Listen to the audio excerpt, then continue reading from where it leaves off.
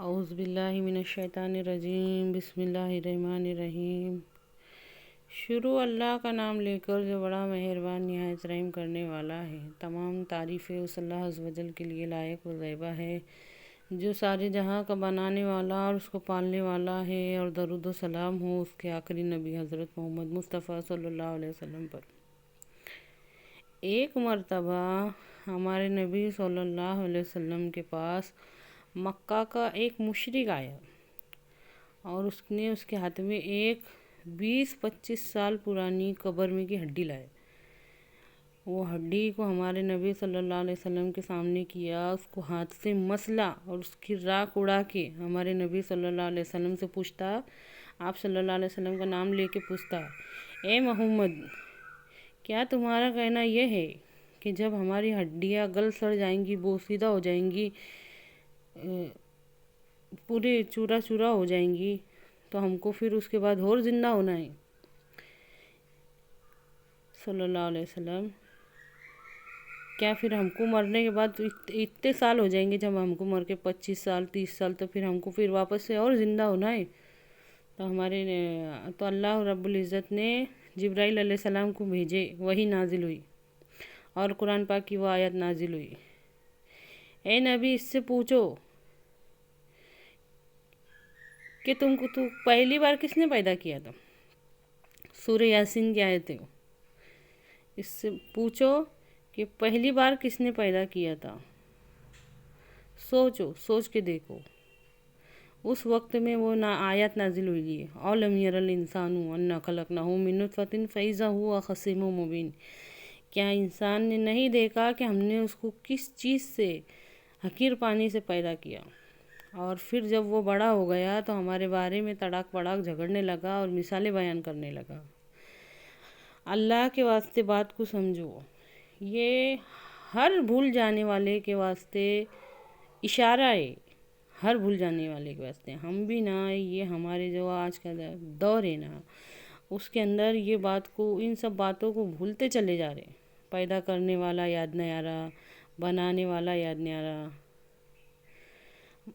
کتنی بڑی اللہ کی قدرت ہے کہ ماں کے پیٹ میں بچے کا بننا، اس کی آنکھوں کا بننا، اس کے کان کا بننا، اس کی زبان ہونٹ کا بننا، اس کے باقی اعضاء کا بننا، ناک کا بننا، اس کے ہاتھ پاؤں کا بننا،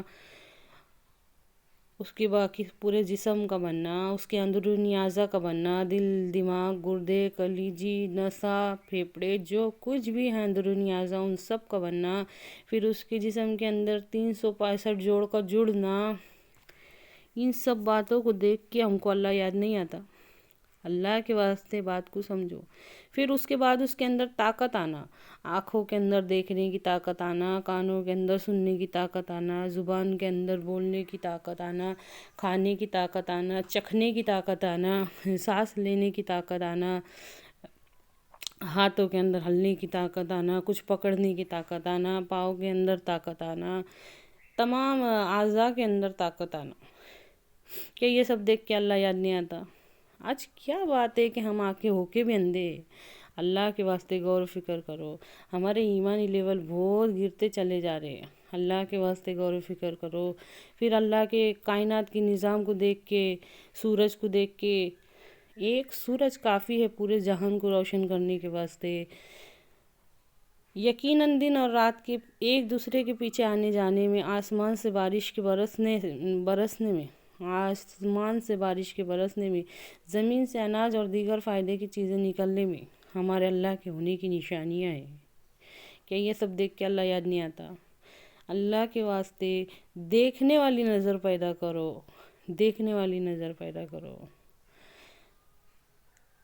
زندہ مرغی سے بے جان انڈا نکلنا، بے جان انڈے سے زندہ مرغی نکلنا، کہ یہ سب دیکھ کے اللہ یاد نہیں آتا؟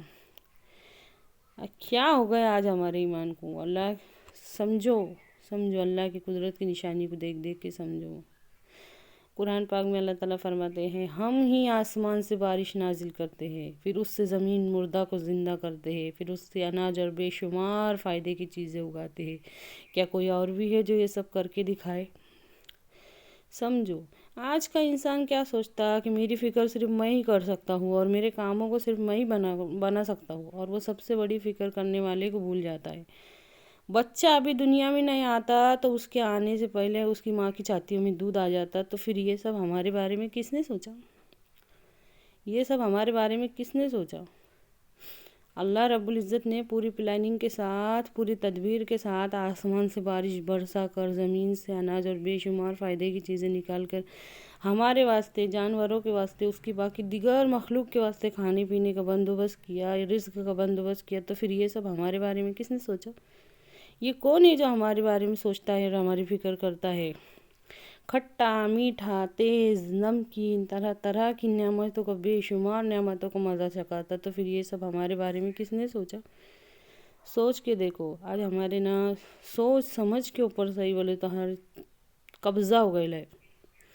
یہ سب باتیں دماغ سے دنیا داری ہٹنے کو تیار نہیں ہے، اللہ کے واسطے سمجھو۔ اور ایسے حالات میں ہم قرآن سے بھی دور ہیں۔ اللہ پاک پروردگار ہر کسی کو صحیح سمجھ دے پاک ہو۔ بے شک تو تعریف کے لائق بڑا بزرگی والا ہے۔ جس طرح اللہ پہ ایمان لانا ضروری ہے، یقین کرنا ضروری ہے، اسی طرح آخرت کا یقین بھی دل کے اندر بہت ضروری ہے۔ ہماری اصلاح ہو ہی نہیں سکتی، ہمارے اندر سدھار آ ہی نہیں سکتا جب تک کہ اللہ اور آخرت پر، نبی صلی اللہ علیہ وسلم کے اوپر یقین پکا نہ ہو جائے۔ اللہ کے واسطے بات کو سمجھو۔ مثال کے طور پہ کہ ابھی دن کا اجالا ہے لیکن رات ہوں گی، اندھیرا ہوگا، ہم کو یقین ہے۔ اسی طرح زمین میں بیج بویا ہے لیکن اس سے اناج نکلے گا، یہ ہم کو معلوم ہے۔ یہ سب دیکھتے نا ہم ہماری آنکھوں سے، ہم کو معلوم ہو گیا اب یہ ایسا ہوتا کر کے یہ بھی سب بھی کرنے والا اللہ کے سوا کوئی نہیں ہے، اللہ کے سوا کوئی نہیں کر سکتا، لیکن ہم کو یقین ہے کہ دن کے بعد رات ہونے والی ہے۔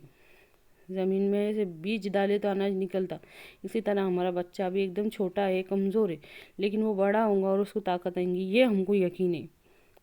لیکن کیا ہم کو یہ یقین ہے؟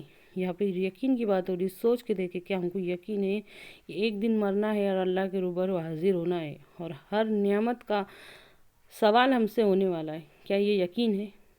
یقین ہے کیا؟ سوچ کے دیکھو، دلوں میں جھانک کے دیکھو۔ وہ اللہ جو دن کو رات میں بدل سکتا، وہ اللہ جو دن کے اجالے کو رات کے اندھیرے میں بدل سکتا، وہ اللہ جو ہمارے تمہارے ساری دنیا کے بچوں کو بڑا کر کے ان کو طاقت دے سکتا، وہ اللہ جو زمین میں سے بیج سے اناج نکال سکتا، کیا وہ مردوں کو زندہ نہیں کر سکتا؟ سوچو، سوچ کے دیکھو۔ یقین ہے، یقین کی کمی کی وجہ سے آج ہمارے عمل درست نہیں ہے۔ اللہ کے واسطے عمل بناؤ۔